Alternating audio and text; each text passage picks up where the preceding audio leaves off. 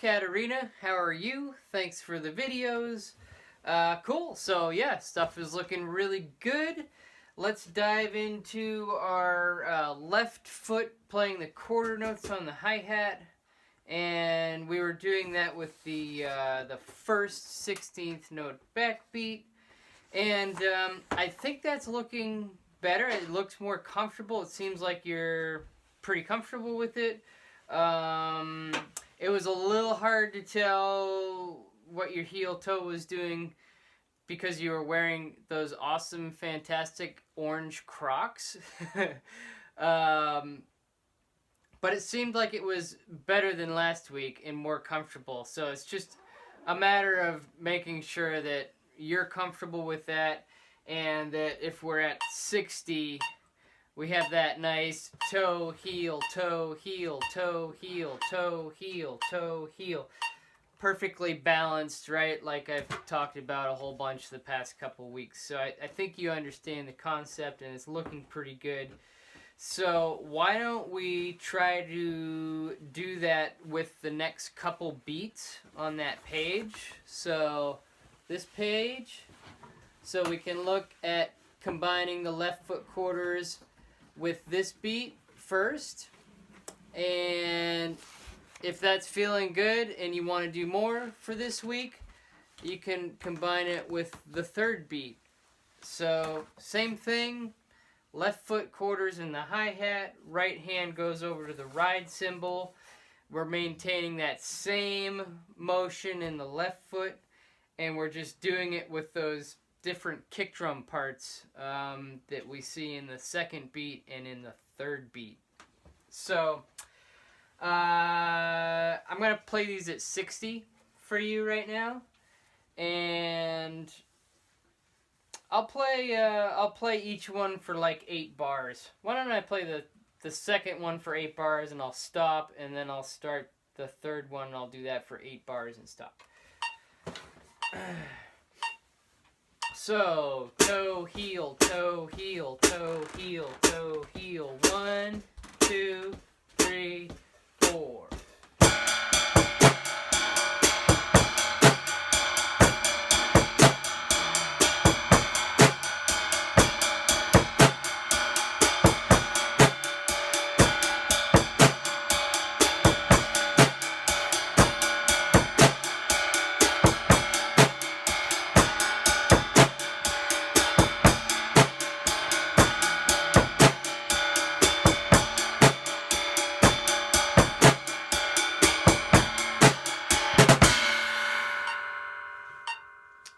Okay, so that was 8 bars of the second one. Now I'll do the third one for 8 bars. Again, toe, heel, toe, heel, toe, heel, toe, heel. 1, 2, 3, 4.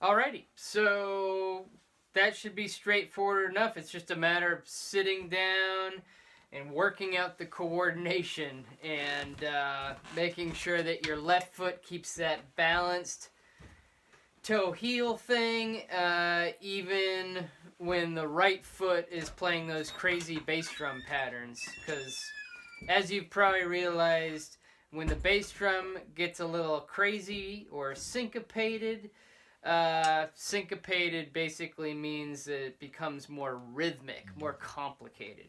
So when the bass drum becomes more syncopated or complicated, it has a tendency to want to mess up that motion that's in the left foot. And so it's just a matter of going slow and maybe subtracting some bass drum notes and then slowly adding them in until you make sure that you can play the whole beat without your left foot changing its motion. And but you're doing good, and we're moving forward, so I'm happy. Okay, that should be all clear. Let's look at the fills. Yes, let's look at the fills. I have notes. So, first off, the third fill on this page, the 32nd note fill, you got it. Thumbs up. Yeah, very cool. That's the right speed. You're now fitting in 8 notes per beat, 8 notes on the snare, 8 notes on the high tom, and you're initiating the fill at the right time, and you're coming back to your crash on beat 1 and making the transition. So cool. Nice work. And I believe you were at 50. Yeah, you were doing that at 50, which is cool. And let me talk about the other fills. So the other fills were cool. I really liked seeing your ideas there. Interesting stuff. A lot of different choices you had going on, and all of that was great. There's no right or wrong answer. This is improvisation, so it means that you're making up things that you want to make up, and that's such a huge part of this instrument. I know, well, to compare it to like piano, I know you took some piano lessons, right? A lot of times that instrument is not very much based on improvisation. Certainly most of the times when taking like beginner piano lessons, it's all about being presented notes on a page and having to read and play those notes the way they are.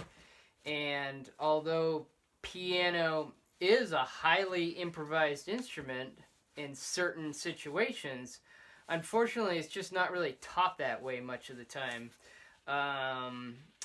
Not to say that I am teaching you a ton about improvisation right now, but you may have noticed that I like to stress that, and I like to incorporate that into our lessons, because, you know, when you start maybe getting into more real situations and you're playing with other musicians and, you know, actually functioning as a drummer in a musical situation where there aren't notes in front of you, you just got to know what to do. And you got to be comfortable with just making things up all the time, because that's such a part of this instrument. Cool. That was a bit of a rant, but I figured it was worth mentioning. So I think for the fills, maybe for this week, you can try to get this whole page, all 3 of those fills, all to 60. Now, the first 2 you had at 60. That was great. And so it's just a matter of getting that 32nd note fill up to 60, and you were at 50. So I think it's doable. That didn't seem too fast. Does it feel very fast when you play it? It looks like you're pretty comfortable with it. So, you know, see if you can get that up to 60. If you can only get up to 55 within a week, that's fine. Some other things I wanted to mention, though, about this, and I'm seeing it not just with the fills stuff, but also when you're demonstrating some of the beats we've been working on, or even some of the rudiment stuff that I've seen. First, let me say your playing is generally great. Your sound is great. Your body motion looks good. Like 95% of what you're doing is great, and that's all the really important stuff, which I'm very happy about. And what I'm going to mention right now is just some little things just to be aware of that won't take a whole lot of work for you to fix, It might take a little time, but just being aware of it, and you'll kind of sort it out. And I don't, I guess I've noticed some of this before, but it's like I kind of let it slide because it's just not as important as the feel and the sound and the motion and all the things I just mentioned that you're doing really well. But anyways, that is, you're just getting a little confused sometimes about your phrasing.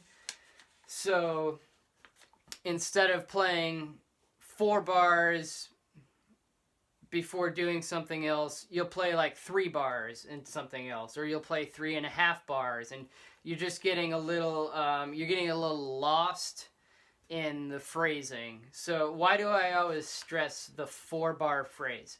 Because I think I mentioned this before, like 90 whatever percent of all music is based around 4-bar phrases.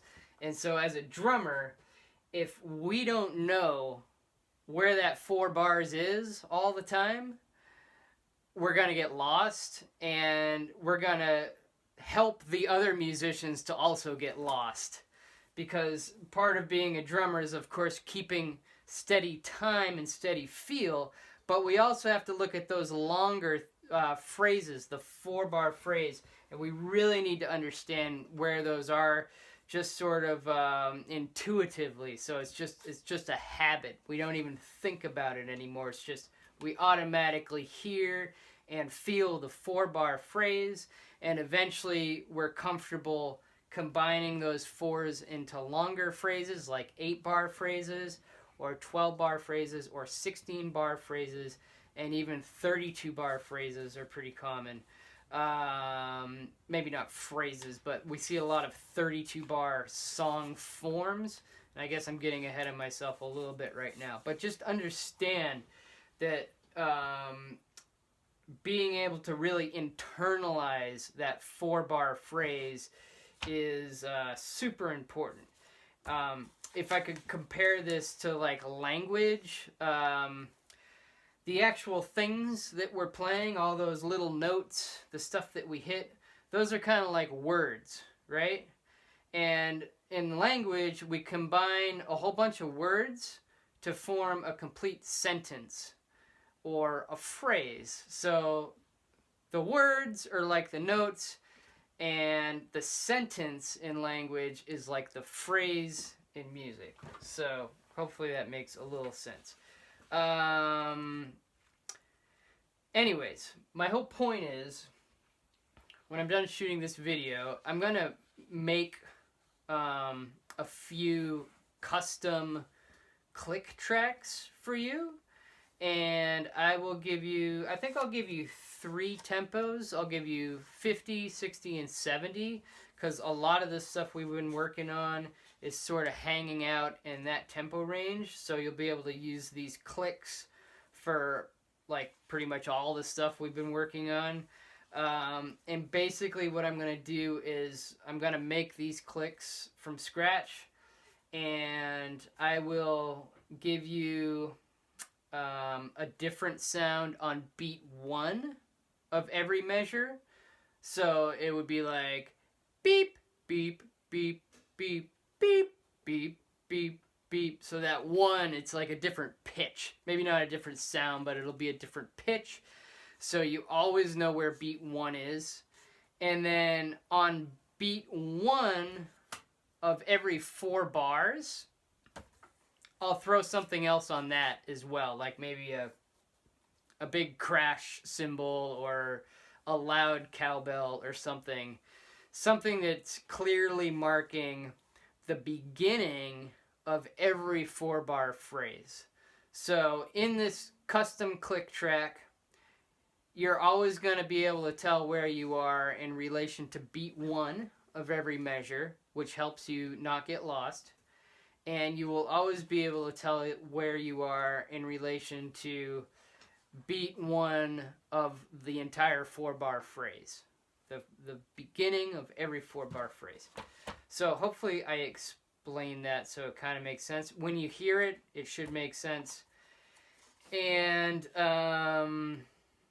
it's just a little cleaning up to do. Like I said, this stuff I don't it's not like a major issue right now, but I kind of feel like I'm not going to give you a whole lot extra stuff to work on this week, because I would feel more comfortable giving you new material or harder material potentially, knowing that your 4-bar phrase and your awareness of beat 1 is more dialed.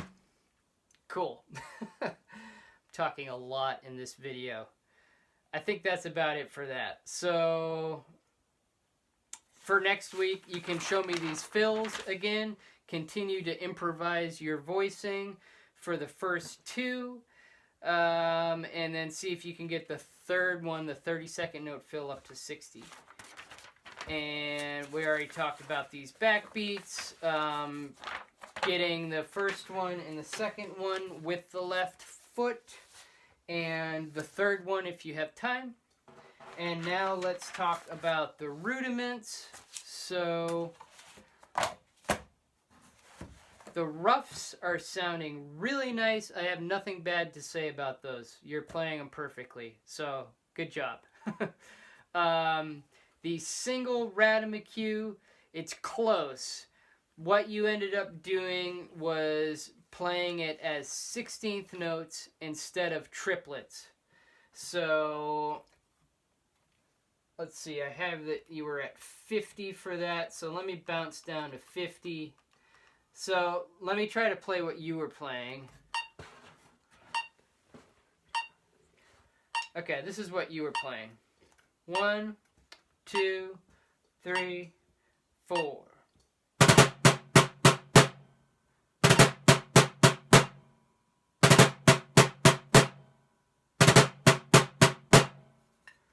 Okay, you might have been switching sides there, but rhythmically, that's what you're doing. So you were actually going 1E and 2, 3E and 4.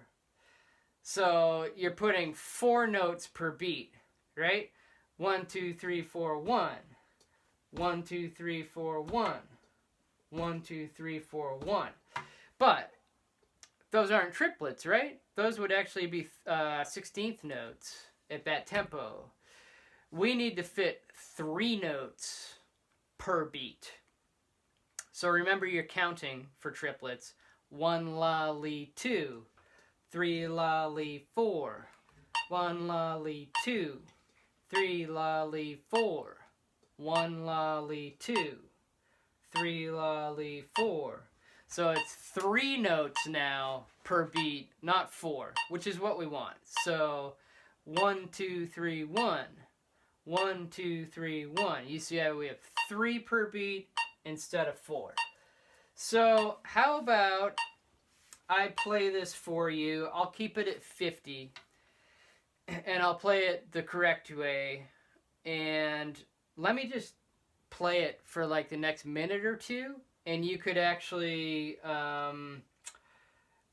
grab a pair of sticks into your pad and play along with this video right now to make sure you have it right. I think that would make sense. Okay? So I'll play it for a little while so you can try to lock in with me.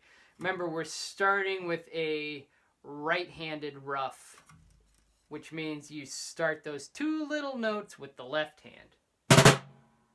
So, if for some reason you lose track of where beat 1 is, the right hand plays on beat 1. 1, 2, 3, 4, 1. Okay? And I suppose the right hand also plays on beat 4. So, but it doesn't have the rough before it. Okay. I will stop talking and I will demonstrate this, and I'll play it for the next minute or two so you can grab your sticks and play along. Thinking about where those triplets are. 1 la li, 2 la li, 3 la li, 4 la li, 1 la li, 2, 3 la li, 4. 1, 2, 3, 4.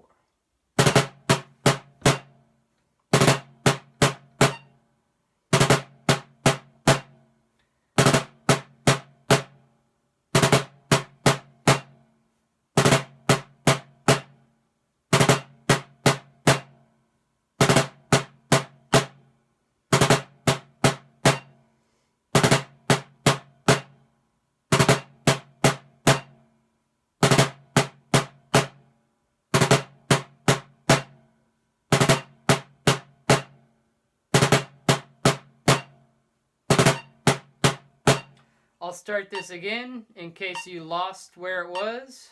1, 2, 3, 4.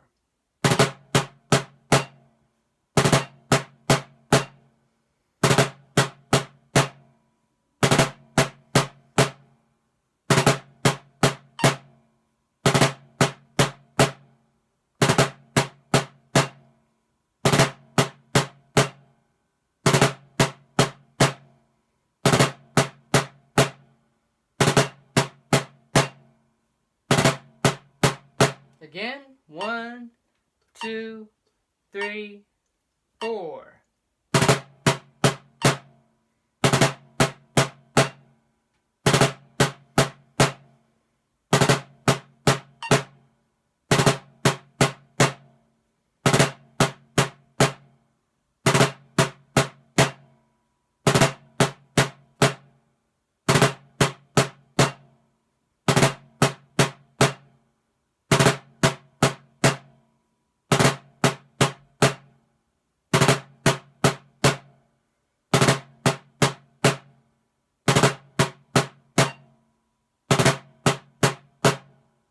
Okay, now if you feel like you got it and you were playing along with me and everything was working, now maybe pause the video and try it by yourself with a metronome at 50 and make sure you're doing the same thing. And if you're 100% sure you are, then just remember that. If you got confused again, then rewind the video and try it again with me. And then pause the video and try it again by yourself. That's sort of the process.